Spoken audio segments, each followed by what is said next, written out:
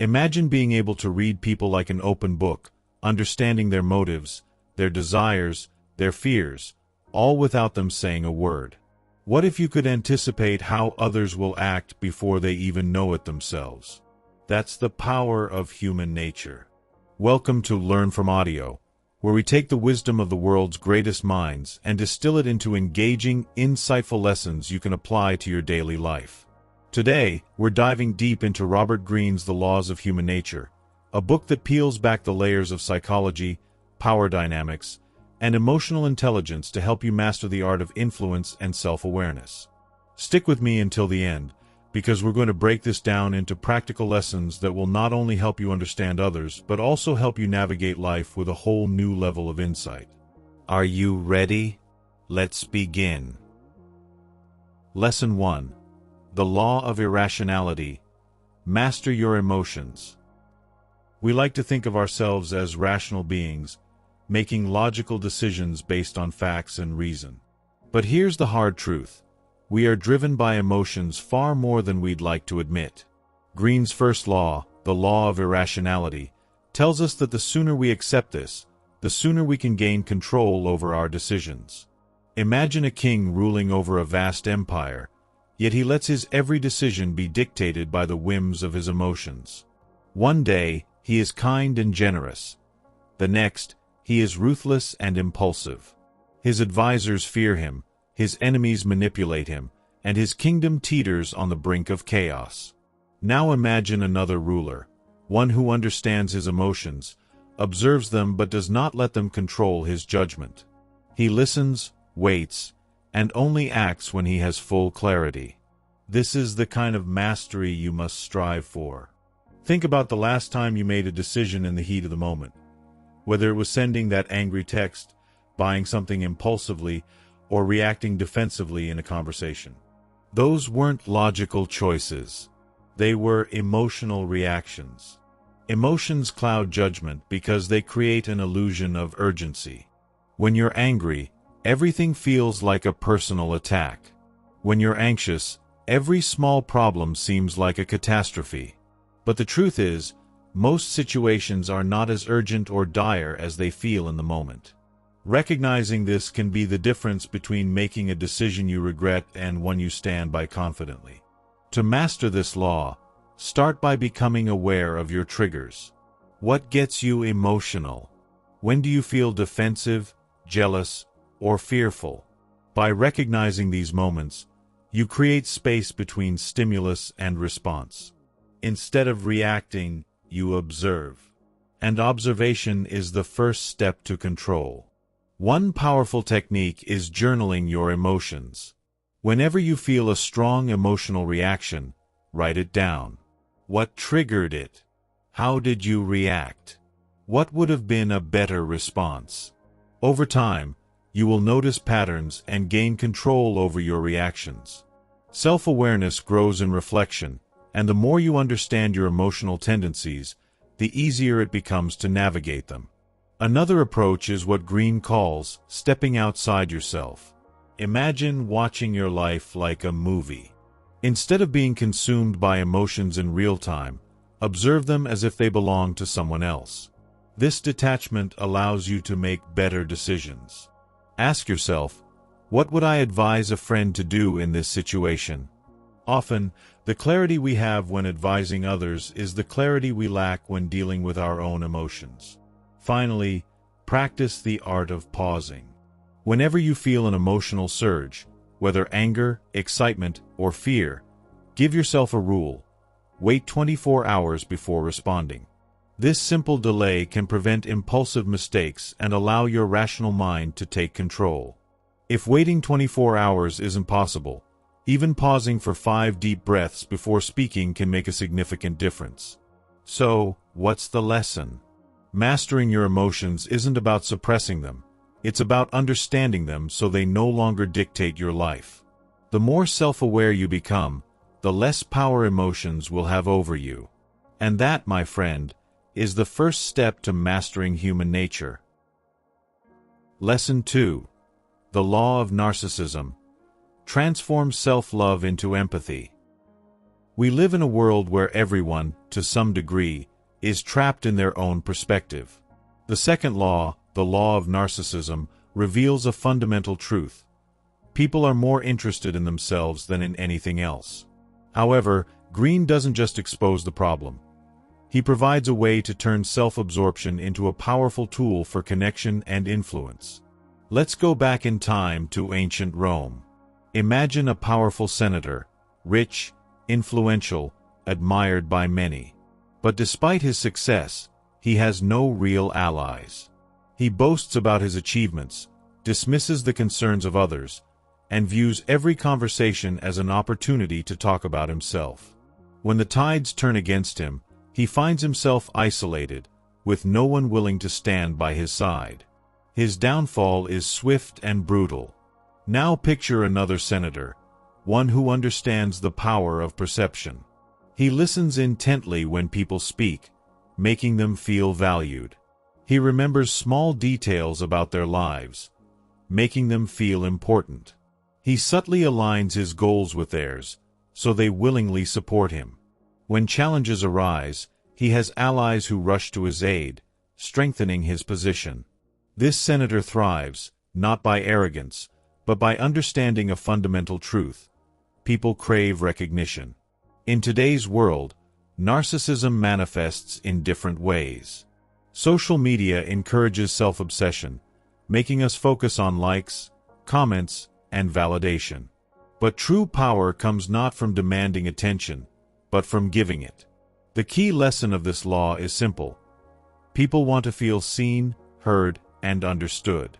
If you can provide that, you become someone they trust and admire. So, how do you apply this? First, become an expert in reading people. Instead of thinking about what you want to say next in a conversation, focus entirely on the other person. Observe their tone, their expressions, and their interests. What excites them? What worries them? The more you notice, the more you understand. Next, practice what Greene calls strategic empathy. This means stepping into another person's shoes, not just to sympathize, but to truly grasp their motivations. Ask yourself, what drives this person?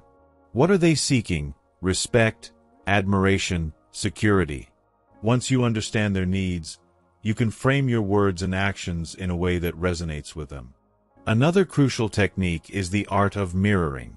People are naturally drawn to those who reflect their emotions, values, and energy.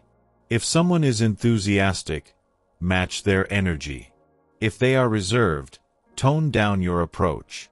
This creates an instant sense of connection, making them feel like you get them. Finally, shift your mindset from seeking validation to giving it. Compliment others genuinely, acknowledge their efforts, and show appreciation for their contributions. The more people associate you with positivity and recognition, the more they will gravitate toward you. So, what's the lesson? Understanding the law of narcissism doesn't mean manipulating people. It means learning to connect with them on a deeper level.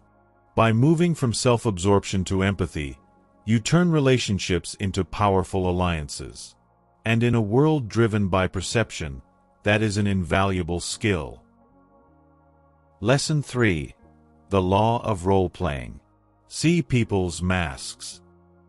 Every day, people wear masks. We present different versions of ourselves depending on the situation. Polite and professional at work, casual and carefree with friends, reserved with strangers. Whether we realize it or not, we are all playing roles in the grand theater of life. And those who understand this law can see past the masks people wear and uncover their true intentions. To illustrate, let's go back to 16th century France, to the court of King Henry III. Among the nobles was a man named François, known for his charm and impeccable manners.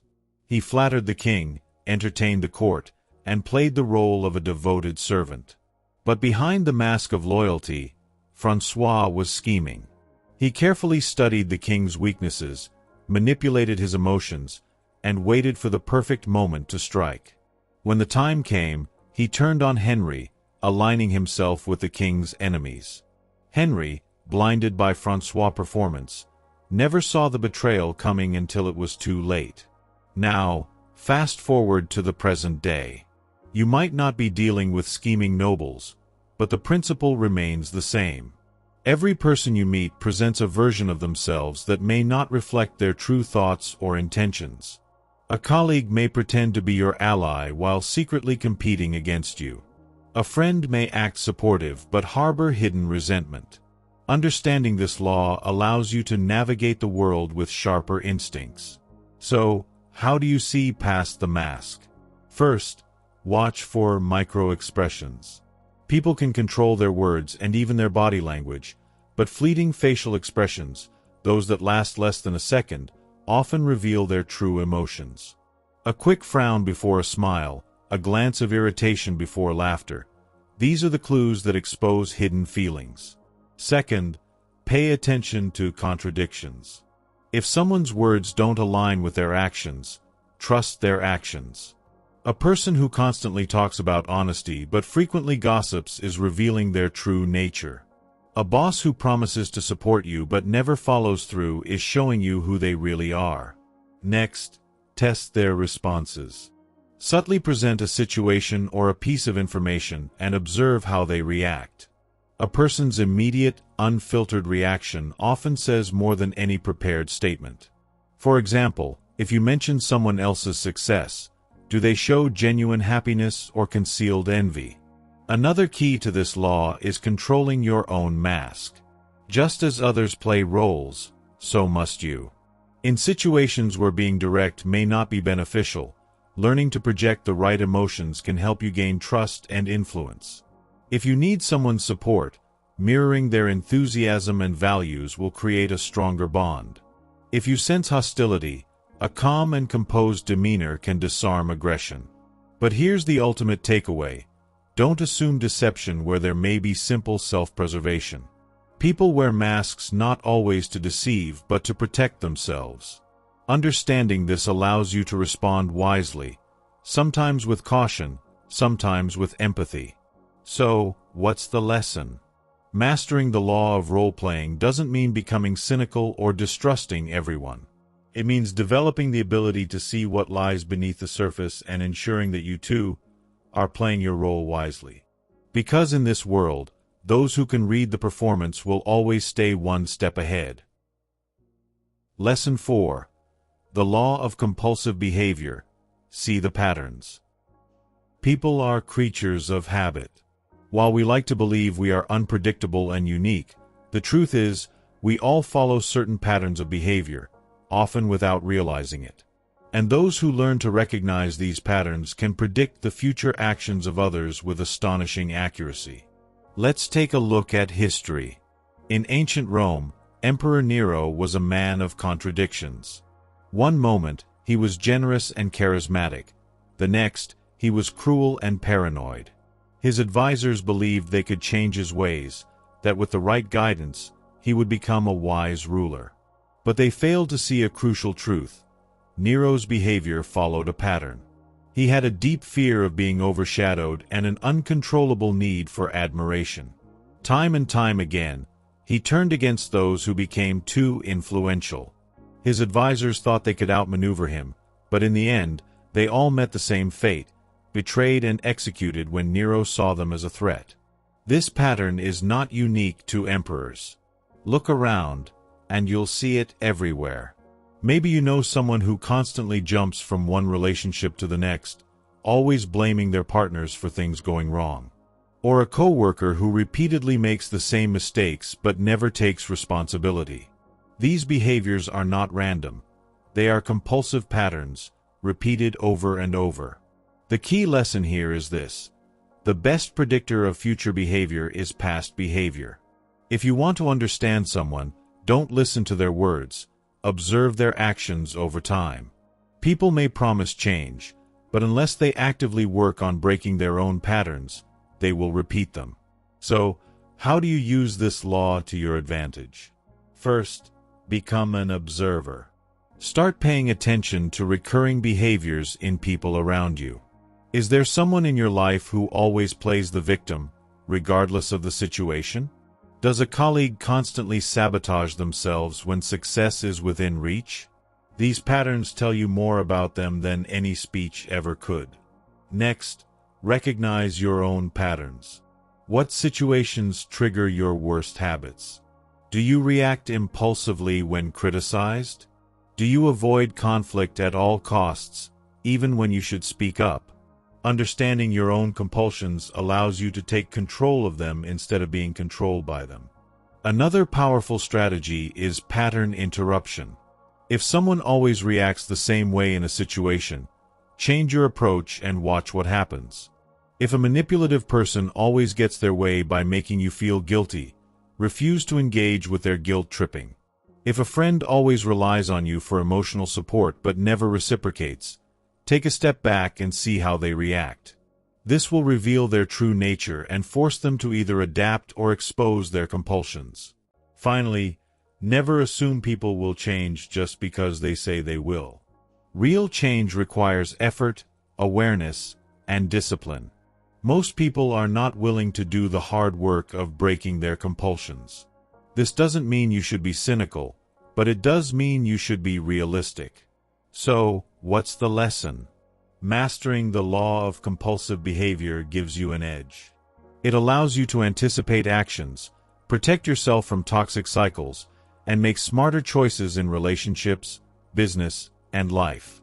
Because once you see the patterns, you can never be blind to them again. Lesson 5. The Law of Covetousness. Embrace the power of desire. Desire is a force that moves the world. People are drawn to what they can't have, fascinated by the unattainable, and driven by their unfulfilled wants. The law of covetousness reveals a powerful truth. If you understand what people long for, you can guide their actions and create influence beyond what logic alone can achieve. To understand this law, let's go back to the 18th century, to the court of King Louis XIV of France. The Sun King was not only a master of governance, but also a master of desire. Instead of making himself too accessible, he carefully controlled his presence. He made his court yearn for his attention, giving them only glimpses of his favor. Those who sought his approval worked tirelessly to earn it, valuing it even more because it was scarce. By making himself the object of desire, he commanded loyalty, admiration, and absolute control over his court. This principle applies everywhere. People rarely appreciate what is given freely. The more available something is, the less value it holds in their minds. Think about relationships. Those who chase too eagerly often find themselves ignored, while those who maintain a sense of mystery spark curiosity and attraction. The same happens in business. Exclusive products sell at a premium, while common goods are taken for granted. So, how can you apply this law in your own life? First, understand what people truly desire. Everyone has hidden longings: recognition, admiration, status, love, or power. Instead of offering them what they expect, make them work for it. If you're too available, people will take you for granted. If you withhold just enough, you increase their desire for you. Next, create a sense of scarcity. Marketers use this tactic all the time. Limited time offers, exclusive memberships, and rare collectibles all trigger people's fear of missing out. Apply the same strategy in your interactions. If you always say yes to every request, people won't value your time. But if you make your availability selective, people will appreciate your presence more. Another technique is the art of delayed gratification. Instead of immediately satisfying someone's curiosity, reveal information gradually. Tell half the story and leave them wanting more. This works in storytelling, persuasion, and even in negotiations. Keeping some details hidden until the right moment increases intrigue and leverage. Finally, never let yourself be too predictable. Predictability kills desire. If people can always anticipate your next move, they lose interest. Keep an element of surprise in your actions. Change your routine, introduce new ideas, and break patterns to keep people engaged. So, what's the lesson? Mastering the law of covetousness allows you to create attraction, maintain influence, and command attention. The secret is not in giving everything away, but in making people crave what you have to offer. Lesson 6. The law of short-sightedness, recognizing the bigger picture. People are often trapped in the present moment, reacting emotionally and making decisions based on immediate gains. But those who master the law of short-sightedness develop a long-term vision, making moves that position them for success far into the future.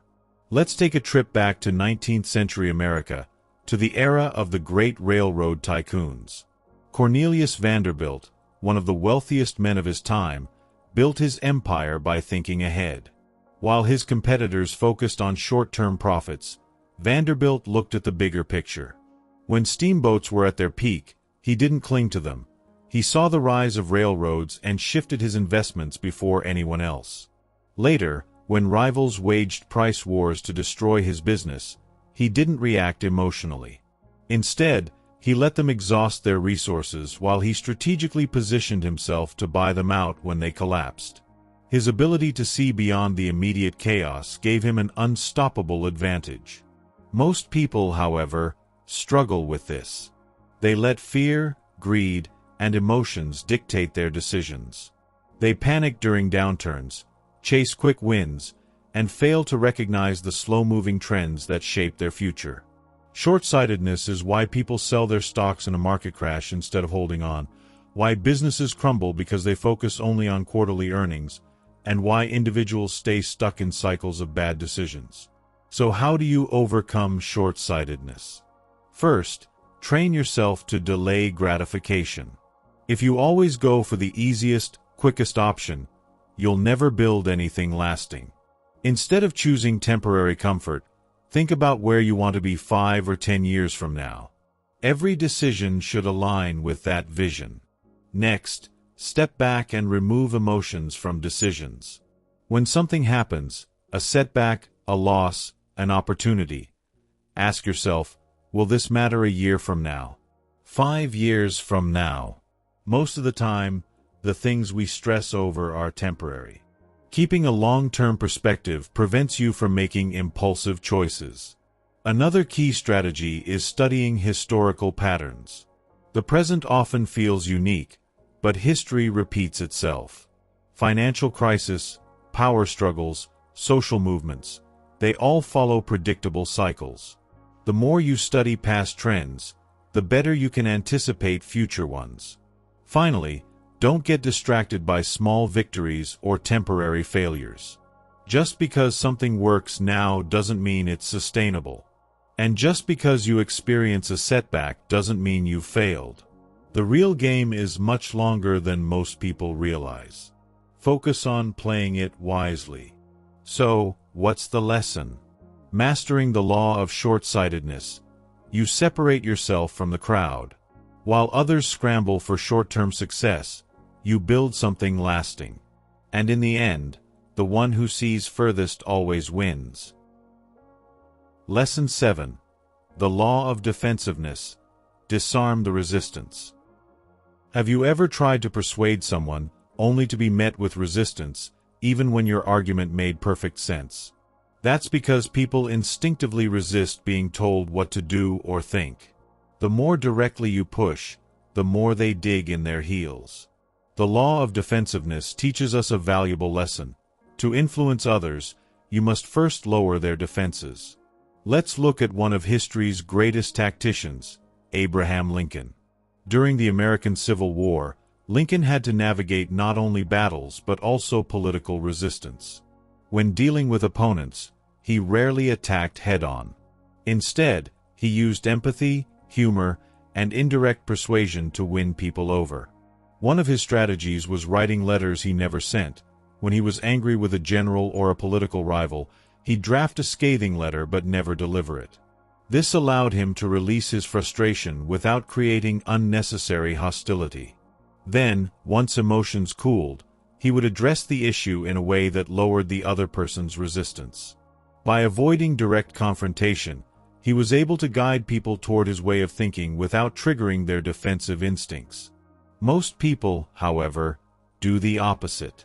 They argue aggressively, issue ultimatums, and try to force their opinions onto others. This only creates resistance. If you want to truly influence someone, you must make them feel like the decision is their own. So how do you apply this law in everyday life? First, approach people with warmth and curiosity. If you come in with a combative energy, they will immediately raise their defenses. But if you show genuine interest in their perspective, they will be more open to hearing yours.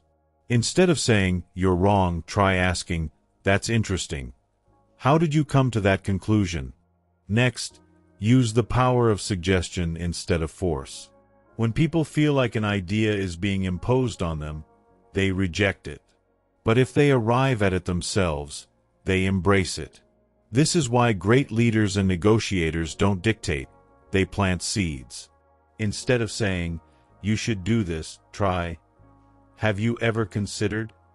This subtle shift makes a huge difference. Another powerful technique is mirroring. People are more likely to trust those who reflect their emotions and energy. If someone is frustrated, acknowledge their frustration instead of dismissing it. Saying, "I understand why you feel that way," creates connection, making them more willing to listen. Finally, always leave people an escape route. If you corner someone with no way to save face, they will resist even harder. But if you give them a graceful way to change their stance, they are more likely to do so. For example, instead of saying, "You were completely wrong about this," try, "I think we both see things from different angles. Maybe there's a middle ground." This allows them to shift without feeling like they lost. So, what's the lesson? Mastering the law of defensiveness, you become a master of influence. Instead of creating conflict, you create openness. Instead of forcing change, you inspire it. And in a world where most people fight to be right, you'll be the one who actually gets results. And there you have it, the essential lessons from the Laws of Human Nature by Robert Greene. Each of these principles reveals something profound about the way we think, act, and influence those around us. The more you understand these laws, the more control you gain, not only over your own behavior but also over the way others respond to you. But remember, knowledge alone isn't enough. Real mastery comes from applying these insights in your daily life. Start observing the people around you. Notice their hidden motivations, their patterns of behavior, and how they react under different circumstances. The more you practice, the more these lessons will become second nature. If you found this breakdown valuable, imagine how much more you could learn by diving deeper into these principles. I encourage you to pick up the Laws of Human Nature and explore it for yourself. There's so much more to uncover beyond what we discussed here. Now, I'd love to hear from you. Which law resonated with you the most? Have you seen these patterns play out in your own life? Share your thoughts in the comments, and let's start a conversation. And if you enjoyed this breakdown, don't forget to subscribe to the channel and hit that notification bell so you never miss an episode. We'll be diving into more powerful ideas from the world's greatest thinkers, helping you sharpen your mind and level up your life. Until next time, keep learning, keep growing, and stay curious.